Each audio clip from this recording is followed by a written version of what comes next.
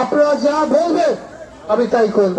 আপনারা যদি আমাকে কথা দেন যে আপনারা আমার সঙ্গে থাকবেন, আমিও কথা দিচ্ছি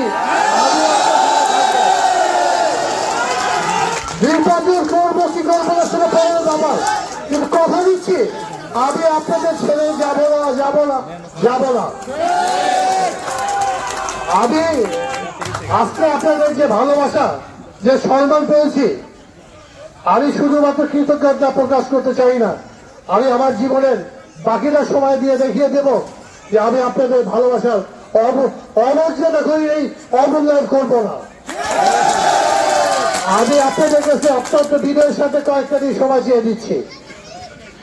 আজকে বা পরশু হয়তো বা তফসিল ঘোষণা করবে, এরপরে আপনারা হয়তো জানবেন যে কবে থেকে কি করতে হবে।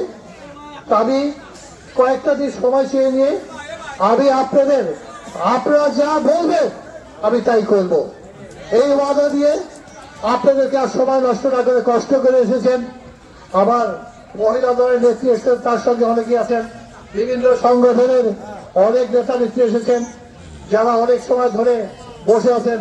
আর আপনাদের তো কথা অতুলনীয়, এত সময় ধরে কষ্ট করে দাঁড়িয়ে আপনি আমাদের কথা শুনেছেন। আমি সবার কাছ থেকে আবার বিনয়ের সাথে বলবো, আমি কয়েকটা দিন সময় নেব।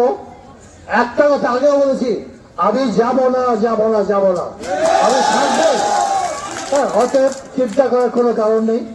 আমার মুরব্বী আছেন, ঢাকা শহরে যারা আছেন, এবং আমার সঙ্গে যারা বিগত দিনে আমার সুখ দুঃখে ছিল, তাদেরকে আমি সাথে নিয়ে আমি আপনাদের প্রতিফলন ঘটাবো, আপনারা যা চান।